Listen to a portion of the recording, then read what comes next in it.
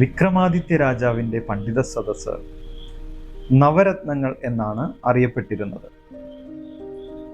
ലോകപ്രശസ്ത വിദ്വാൻമാർ ഉൾക്കൊള്ളുന്നതായിരുന്നു ആ ഒരു സദസ്സ്.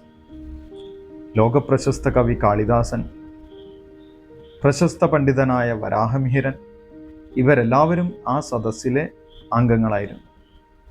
പുരാതന കേരളത്തിൽ നിന്നുമുള്ള ഒരു ശ്രേഷ്ഠ വ്യക്തിയും ആ സദസ്സിനെ അലങ്കരിച്ചിരുന്നു. സംസ്കൃത പണ്ഡിതനായ വരരുചിയായിരുന്നു അത്. ഒരു ദിവസം വിക്രമാദിത്യ രാജാവ് വരരുചിയോട് ഒരു സംശയം ചോദിച്ചു. രാമായണത്തിൽ ഏറ്റവും ശ്രേഷ്ഠമായ ശ്ലോകം എന്താണ്? ഇത് കേട്ട സമയത്ത് പെട്ടെന്നൊരു ഉത്തരം പറയാൻ വരരുചിക്ക് സാധിച്ചില്ല.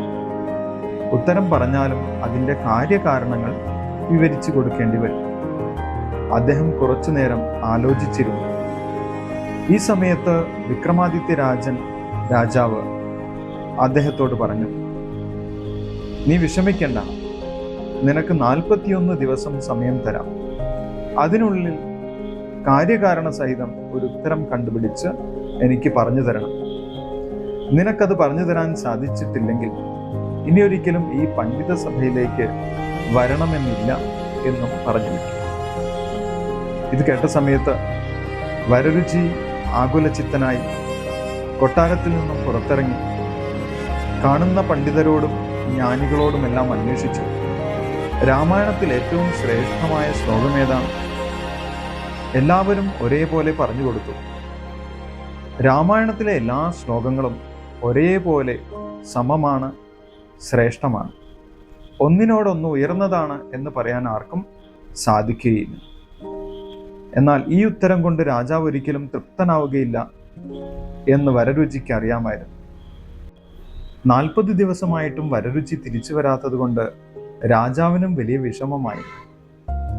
വരരുചി എന്തെങ്കിലും കടുങ്കൈകൾ ചെയ്തു കാണുമോ എന്ന് പോലും രാജാവ് ചിന്തിച്ചു. 41-ാമത്തെ ദിവസം പുഞ്ചിരിച്ചുകൊണ്ട് വരരുചി കൊട്ടാരത്തിൽ എത്തിച്ചേർന്നു.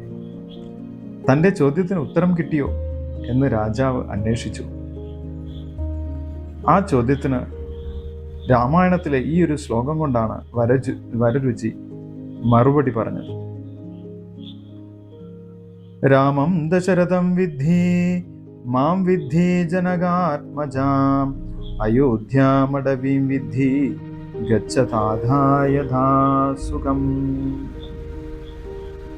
ശ്രീരാമചന്ദ്ര ഭഗവാനെ പിതാവായ ദശരഥ മഹാരാജാവിനെ പോലെ തന്നെ കരുതുക. എന്നെ പോലെ തന്നെ, നിന്റെ മാതാവായ എന്നെ പോലെ തന്നെ സീതാദേവിയെ കാണുക. വനത്തെ അയോധ്യയെ പോലെ കാണുക. ഇങ്ങനെ ഒരു അർത്ഥം ഈ ഒരു ശ്ലോകത്തിന് വരരുചി പറഞ്ഞു കൊടുത്തു. ഇത് കൂടാതെ 10 വിവിധ തരം അർത്ഥങ്ങളും വരരുചി രാജാവിന് പറഞ്ഞു കൊടുത്തു. രാമായണത്തിൻ്റെ അലകൾ വന്നു തുടങ്ങി. രാമായണം കഥകൾക്കായി ഭക്തന്മാർ കാതോർക്കുക.